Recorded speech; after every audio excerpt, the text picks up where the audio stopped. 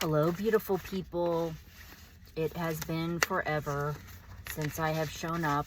I am trying to embrace silence, which is something new for me, and that I could say. And definitely in the personal growth world, when you see your behavior change, it's a very interesting sort of thing that makes you feel like you are not you. Long story short. So I was going to jump on here because I'm trying to make promises to myself that I'm going to do that even when I really don't have much to say, and that I don't have anything scripted, meaning anything written down.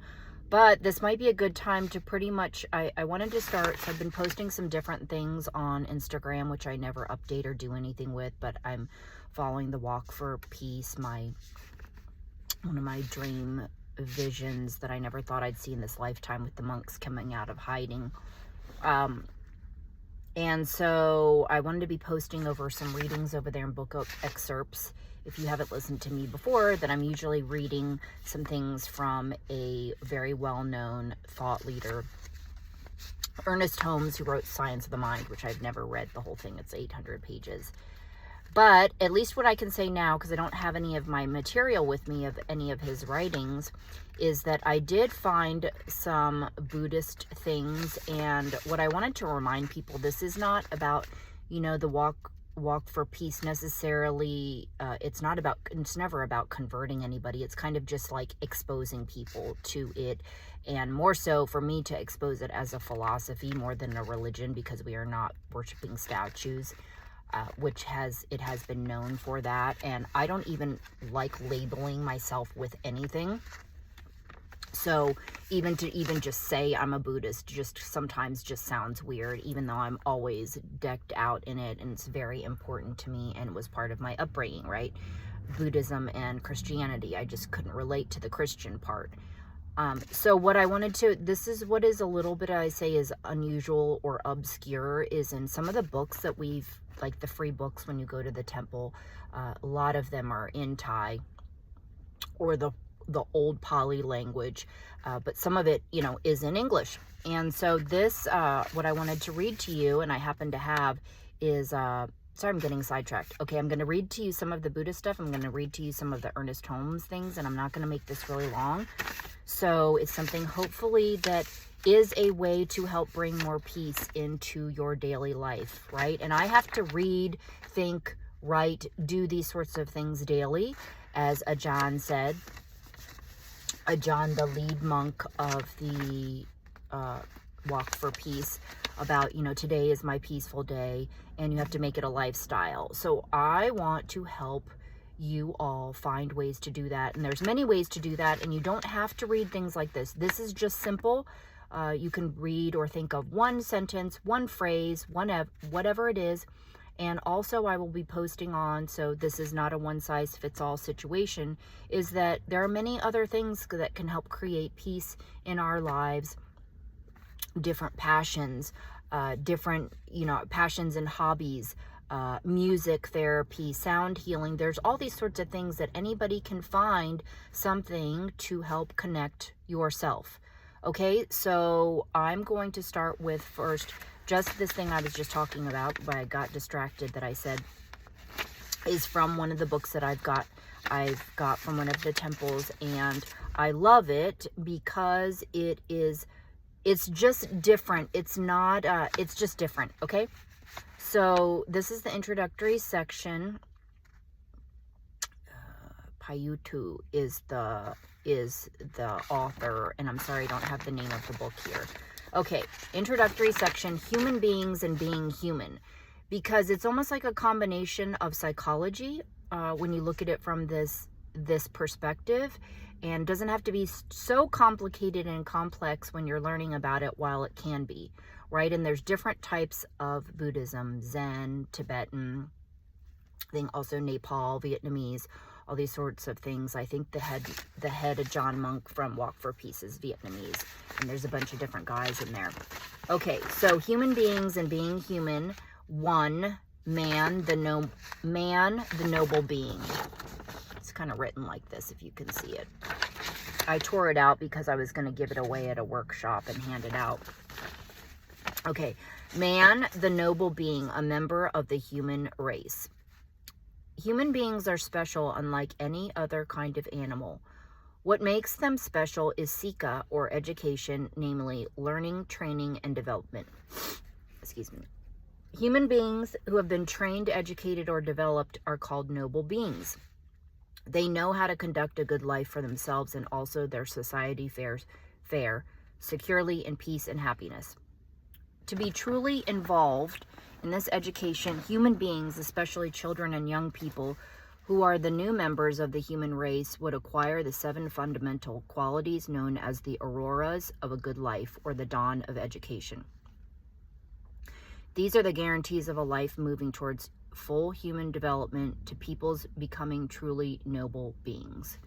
Okay, and then there's a list of 7 things that uses, and I don't know if this is the old Pali language, but like number 1 starts with kalya mitata, having a good friend, seeking out sources, wisdom, and good examples. That's an example, right, of the number 1.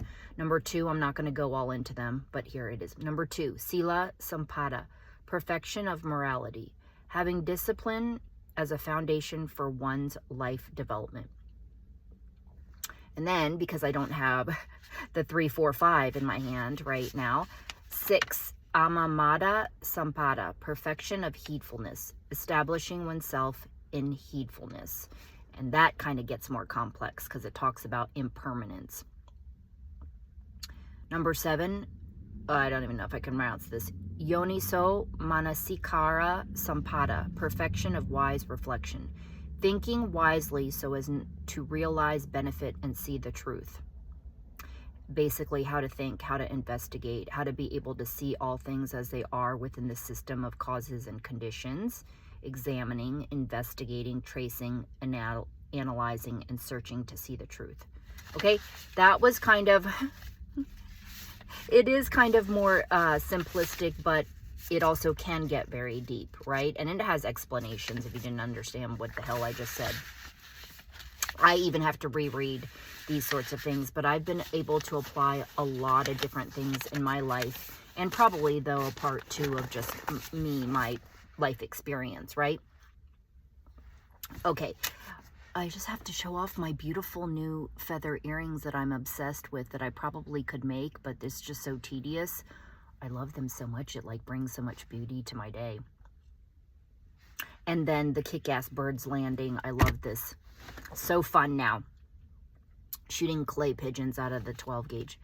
Okay, Ernest Holmes, his book, this is actually from prayer. This is also how it's written, and very easy to read. Okay, so these are some of my beautiful things, and the way Ernest Holmes writes, yes, he does use the word God.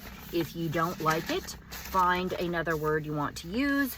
I did that when I was in my 20s, that because I had such a negative impression around that word pray and God, I just embraced and made up my own. At that time, I don't know what exactly that I picked, because I had a few choices. I liked oneness. I liked the Most High. I liked the Most Divine.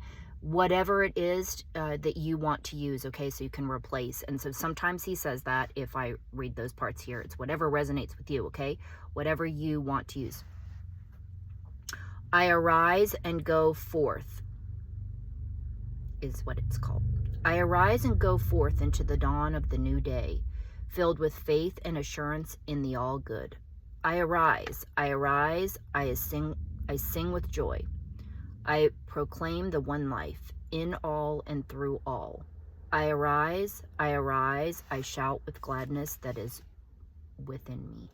I declare this day to be complete, perfect, and eternal. I respond to life. Inspiration.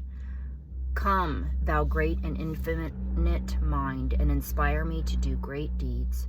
Acquaint me with thy knowledge, in thy wisdom make me wise. I would be taught of thee, inner light, and inspired by thy presence. I will listen for thy voice, and it will tell me of great things to be done. I will walk in thy paths, and they will lead me into all good. I will be inspired from on high. I shall not doubt nor fear, for my whole being responds to the realization of life within me and around me. I shall not fear, for the hosts of heaven are waiting upon me, and the law of the universe is my salvation. I shall not fear. I was told to live. By some inner mystic presence, I was told to live and to love, to laugh and to be glad. I was told to be still and know of the one almighty power in and through all. I was told to let the power work through and in me. I believed that voice, and I received my good. I am healed, the joy of life. Sorry, my lips and my mouth are not working today. This is kind of the stuff I'm surprised already that I'm not crying. And you will find within yourself, not even necessarily when you're reading it to yourself, inside of yourself, it's different. It can still get through, but actually when you read it out loud to yourself, it can bring tears to your eyes because it's very okay? People, this could be, all about just the way things get through. You need to be said in the very specific way, and that's all that needs to happen and work and right to help you connect with yourself and understand what is all going on in this life for you, or at this stage, or what life is about. Perhaps you have not figured it out yet, and going through the monotony and of the daily. Okay, and here's the last one, because I was going to say it, that uses the word God, if this resonates with you. Okay, it's called law. I meditate upon the law of God. It is a perfect law and is now working for me and in and through me. The law of the Lord is perfect. I speak into that law, and it is done unto me. Thy law is in my heart. Love. The love of the all good is within me and through me. That love goes out to meet all who come into my atmosphere. Okay, so there's many more. I love these. He got through to me. Prayer. This is from Prayer. I think it says Prayer, Spiritual Mind Treatment, Ernest Holmes. The other one I love is This Thing Called You. I always mess up the title because I want to say The Thing Called You. And you can pick them up wherever you are in the book. You can pick up anywhere in the book, and it says magical things of motivation, including negativity, and not letting things disturb our peace, as well as protecting our peace. Okay, so I'm gonna end this for now. I'm glad I got on here at least to do this, because I've been wanting to do this for a very long time, basically reading more. Right now, February 2026, I think the monks are on day 100, and I hope this isn't just such a trend. It becomes a trend, and then people drop off, go back to their old ways or negative thinking, like a lot of us do, and they don't make it a lifestyle. And this is a way to make it a lifestyle, people. Like I said, it's constant work. I'm going to use that word work this time. I usually like to use effort with relationships, but relationship with yourself, right? Relationship with God, source, consciousness, oneness, whatever that means to you. But this is going to help you. I can guarantee it if you do it and you practice it. Reading, not just having stuff on your phone, even though that may work for you. Okay, I'm going to meet you in the next episode and get off the phone, because yes, I'm going to get off the phone, so I'll meet you in the next video. Thanks for listening. Bye.